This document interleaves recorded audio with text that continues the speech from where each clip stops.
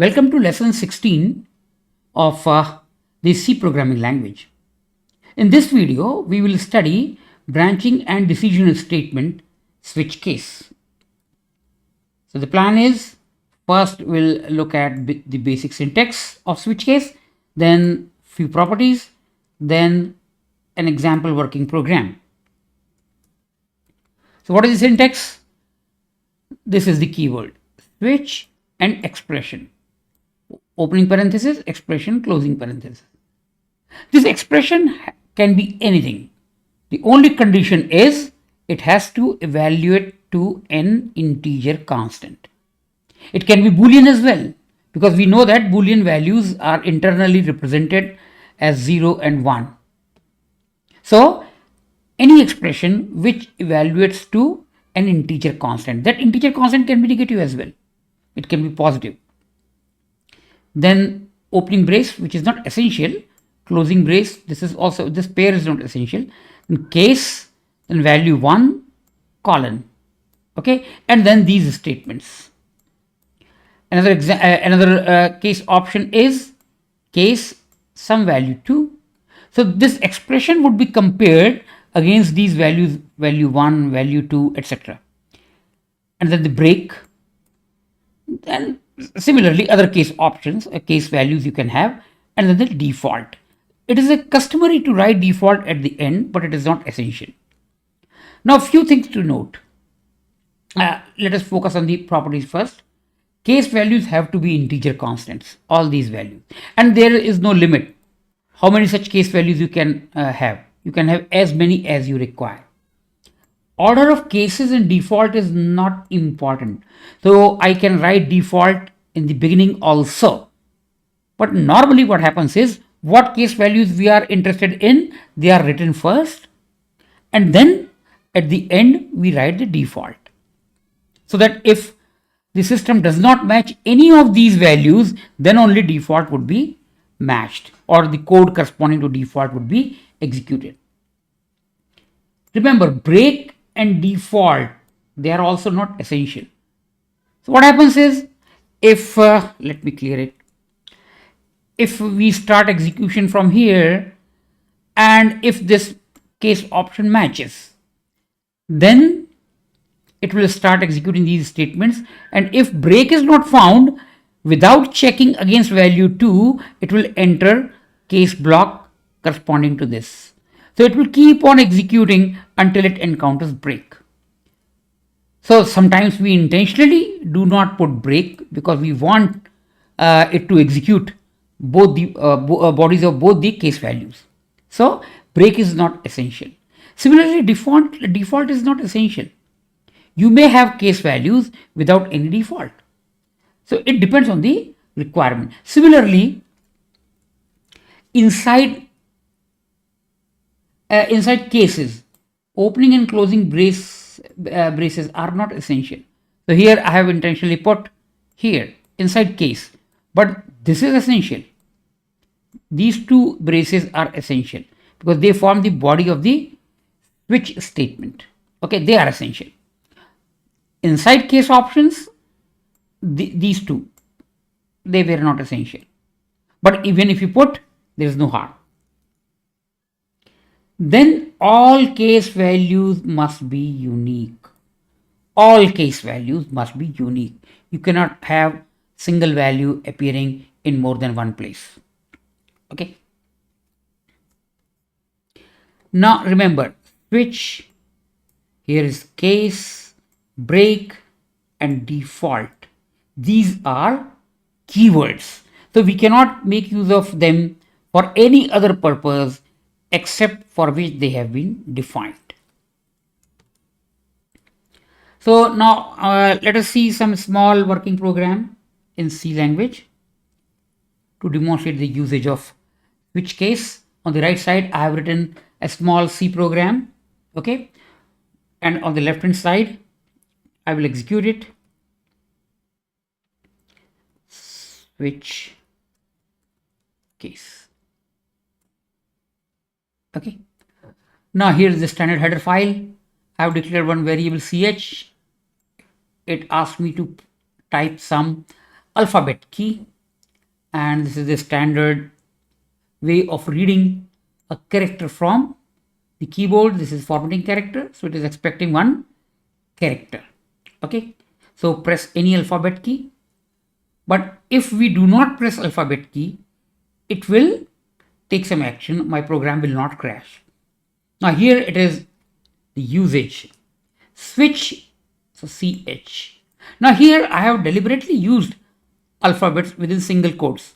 So remember, these characters, they represent, if you have watched my previous one of the videos, there I have talked about that the character constants are single byte integers.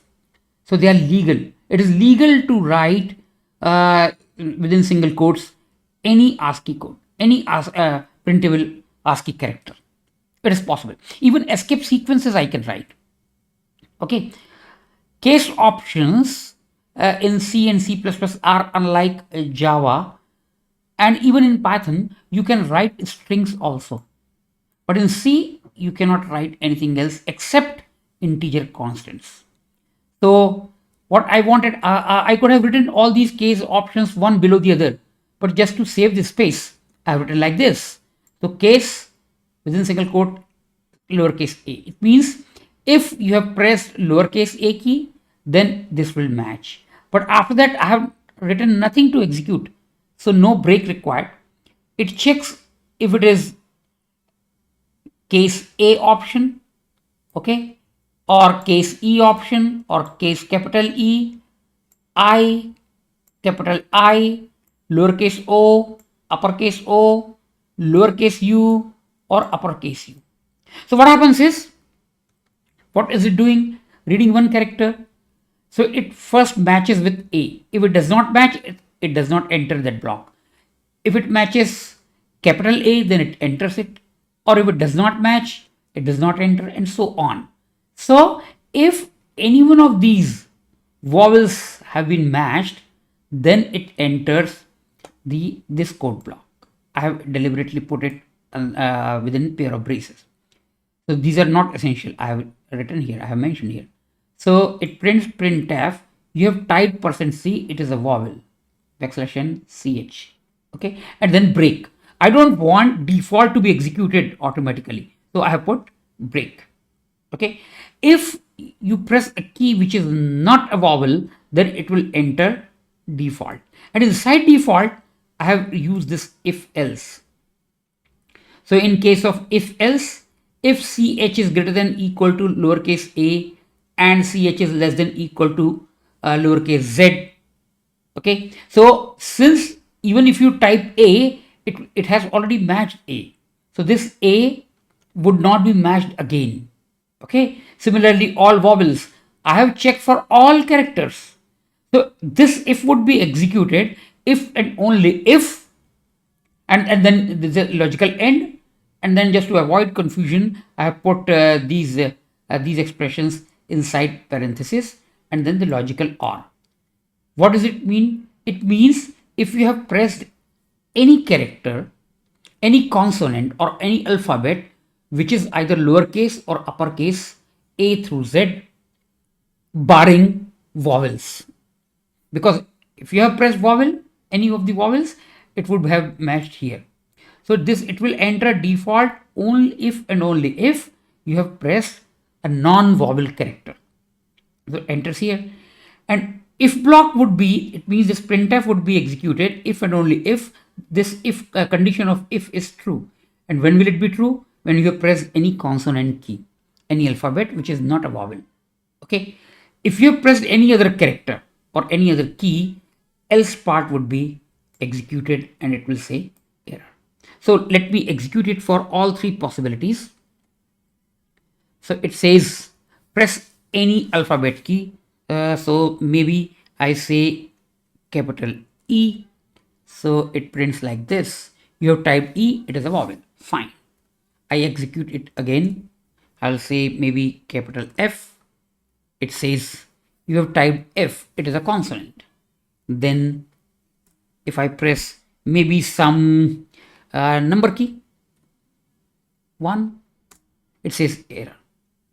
Okay, so you can see in case of a switch case, Had I used if else, then how deep that if else tree would have gone. Okay, so it is a cleaner way of representing your logic. So if you have too many if else's, if you require, we can organize our code like this.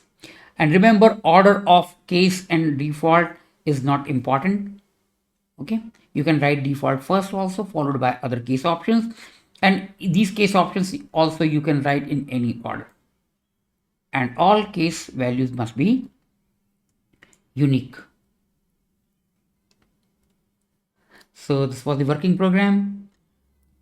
What is the next? We'll see the branching and decision statements, which is referred to as ternary or conditional, and this is the symbol. Sometimes we call it ternary operator in C. Okay, ternary operator. It requires 3 operands. So it is some sort of a if else itself, replacement for if else. So in the next video we'll see this. That is all in this video. Thanks for watching.